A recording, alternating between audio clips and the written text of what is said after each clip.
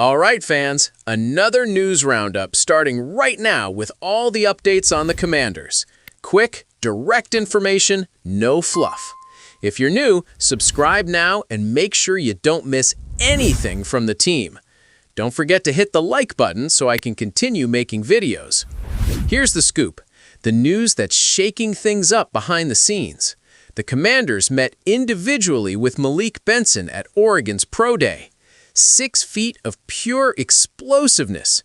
He ran the 40 yards in an incredible 4.37 seconds at the Combine. 43 receptions, 719 yards, and 6 touchdowns in Oregon. But what's shocking is his average, 16.7 yards per reception. Even though he's not a giant, he won 60% of contested balls. He plays much bigger than his size suggests and has hands like a playmaker, only 1 drop all season. Why is Benson the perfect target? Washington only has 6 picks in the draft, and 3 of them are at the bottom, 6th and 7th rounds. He can play wide or in the slot. Imagine him in the slot, clearing the middle of the field for Terry McLaurin, or sprinting deep to take advantage of Jaden Daniels' elite arm. Spending a 6th-round pick on a guy with that speed is the kind of gamble Peters loves. If he works out, you have an elite receiver for a pittance. The Washington Commanders want to be the fastest team in the NFL. With Jaden Daniels at the helm and potential targets like Malik Benson, our offensive identity in 2026 will be vertical and aggressive. Peters isn't just visiting universities, he's assembling an elite squad. Is it worth using one of our precious picks on a speedster from Oregon, or should we focus 100% on the offensive line?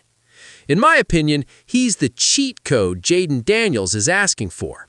Many people focus on his height, 1.80 meters, but ignore the fact that the guy is an elite sprinter with the hands of a bench warmer. Do you know what 4.37 seconds means in today's NFL? It means that if the safety falters for a second, Benson is already celebrating in the end zone. For me, Benson isn't just a deep option, he's Jaden's future partner in crime. If he comes, our offense will reach a new level in terms of explosiveness. Leave your comment below in the comments section. Okay, let's change the subject. Man, the numbers are surreal. Washington leads off-season spending, but the immediate impact is minimal. Combined, the two monsters will cost less than $12 million against the 2026 cap. Peters included buyout clauses and bonuses that allow the team to opt out of the contract or extend it if the performance is elite. It's the famous zero risk. Guard Chris Paul was valued at up to $15 million a year in the open market. Peters went and brought him back for only $3 million for 1 year. That's not a signing, it's armed robbery. With $49.3 million in free assets, Washington is the shark in the pond. We still need an elite wide receiver and a tough cornerback. Peters is sitting around waiting for Juwan Jennings' price to drop or for Brandon Ayuk to be released permanently. All this money guarantees that we can sign the entire 2026 draft class without breaking a sweat and still pursue veterans who were cut by other teams in June. The foundation is laid. Now comes the shine. In my opinion, Adam Peters is the MVP of this offseason. Many GMs panic and burn through the salary cap trying to save their jobs. Peters did the opposite. He rejuvenated the roster, brought in stars, and still kept Washington in a position where we can buy any dissatisfied player in the league tomorrow. Keep an eye on the center position. Nick Allegretti is great, but with this extra money, I wouldn't be surprised if Peters pursued a major reinforcement or used a high draft pick to permanently protect Jaden Daniels. We are building a dynasty responsibly. The Washington Commanders have gone from being the team that spends poorly to being the team that dictates the rules of the market. 2026 promises to be amazing. We have the talent, we have the QB, and above all, we have the money. The 2026 draft will be the fuel this machine needs to take off. Do you think Peters should spend those $49 million now or save it for emergencies during the season? Leave your comment below this video. Now, to wrap things up for today, It's not every day that Tom Brady chooses you to be captain of a team. Jaden Daniels assembled an elite squad with Burrow and Adams to face the American flag football team. It was the first time we saw Jaden on the field since his elbow injury in 2025, and he showed no rust at all. He started the game with a pinpoint pass to Odell Beckham Jr. for that classic one-handed catch. Our QB's arm is stronger than ever. But the highlight was the pass to Davante Adams. Jaden threw a ball from one end zone to the other.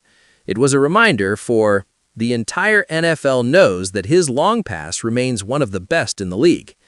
Since he was on the same team as Joe Burrow, two LSU legends together, Jaden decided to play wide receiver. And wouldn't you know it, he caught a touchdown pass from Burrow. Did our new offensive coordinator see that? Imagine a trick play with Jaden catching the ball in 2026. This kid's athleticism is out of this world. I believe Jaden Daniels' marketing is the best in the league. He's circulating among the greats, gaining confidence, and showing that his physique is 100%. Seeing Jaden playing fearlessly, running for touchdowns, and throwing long passes takes a huge weight off the shoulders of Washington fans.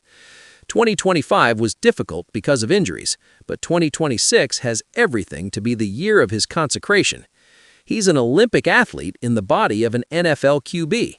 If Adam Peters reinforces that offensive line in the draft, the sky's the limit for this kid. He has the it factor, a factor that we haven't seen in DC for decades.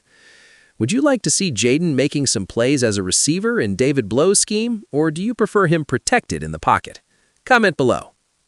All right, Commanders, we've reached the end. Did you like the video? Leave a like, subscribe to the channel. It's very important that we're in this together. Thank you for everything, and let's go, Commanders!